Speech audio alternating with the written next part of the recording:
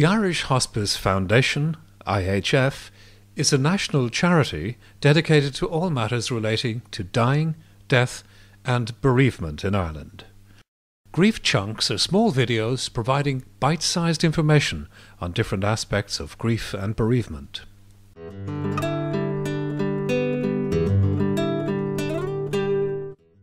Sooner or later, every workplace will be impacted by the reality of suicide.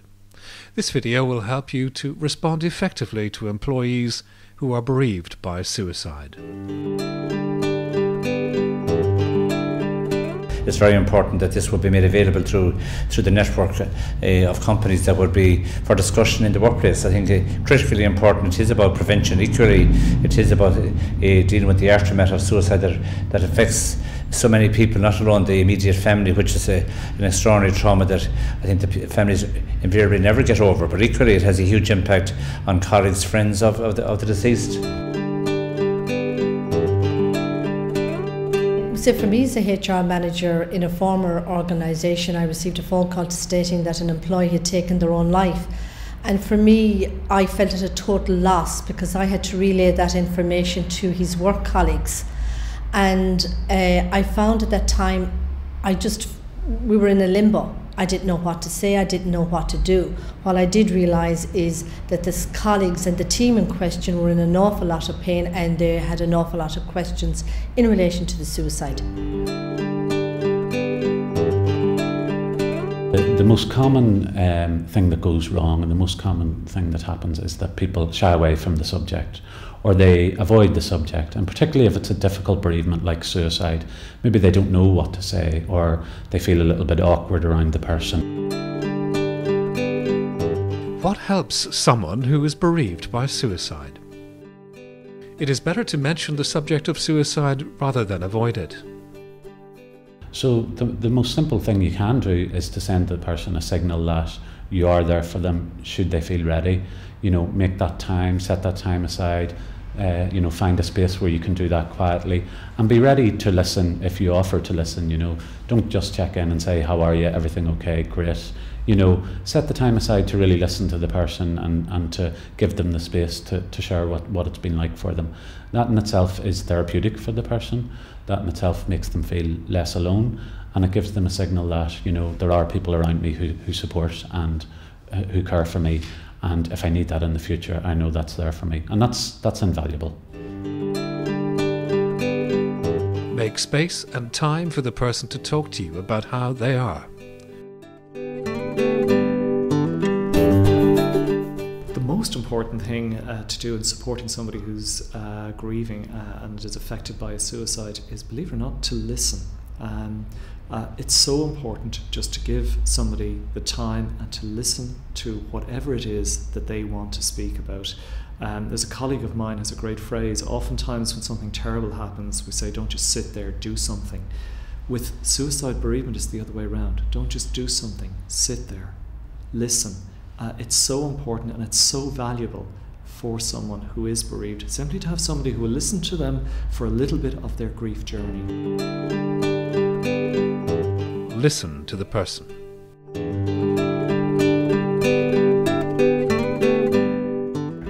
Well, the thing about this is it's normal for people to get upset when they're grieving. What we would say is don't panic. People do get upset when they're grieving. There's nothing wrong with that. What's upsetting the person is generally the fact that their loved one has died. That's what's upsetting them. And most times it's not something that you say that's going to upset them, but what you may do is give them an opportunity to be able to speak about their relative and maybe touch into that pain that's there, and they can get upset with that. That's okay.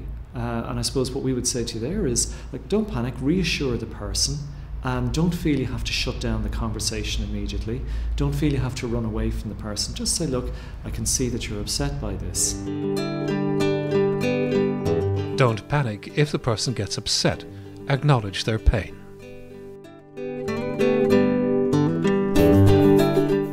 If you're really concerned about someone who's having a difficult bereavement and it seems to be, quite intense or quite prolonged or protracted, maybe talk to an organisation and just know what sort of signs that you need to look out for, or when might be the right time to maybe try and signpost the person on. For the vast majority of people who experience a bereavement through suicide, they don't need a professional counselling service. They just need a listening ear, some information, and even knowing that there's a support there should they need it in the future. For a lot of people, that's enough for them just for now. If concerned, contact a suicide bereavement support organisation, for example www.console.ie.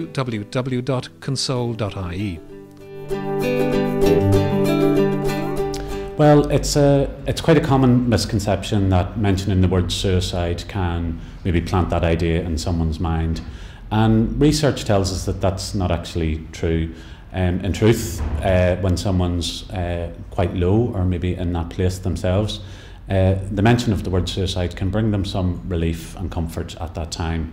So, but the important thing to remember would be that, if someone uses the word in quite a worrying context or in a form that really causes you concern, then really that's the time when you should turn to an organisation who might be able to give you some advice or information as to how to respond to that. Research shows that mentioning suicide does not cause copycat suicides. There is always an inquest after a suicide because suicide is an unnatural death, and by law an inquest is required. So an inquest typically takes place some weeks and even months after the death, and that's a time when a coroner will investigate the who, the where, the why, and the exact circumstances of the death. An inquest occurs because suicide is an unnatural death.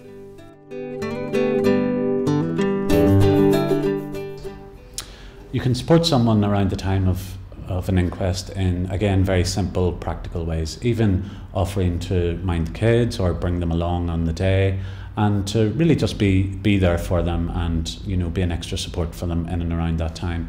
It can be a time that's extremely upsetting, and there can be quite heightened emotions, and perhaps there'd be a lot of blame or guilt. So it can bring back a lot of traumatic memories and recollections of the actual death itself. So simply by being there for the person and offering them your support in and around that time will be an immense help to them.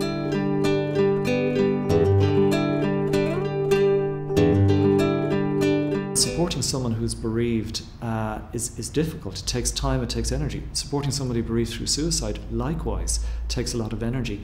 What we would say is do what you can do and be present to the person when you can, and then when you have to leave or if you've other stuff to do, leave that person and allow yourself to leave their story and that behind.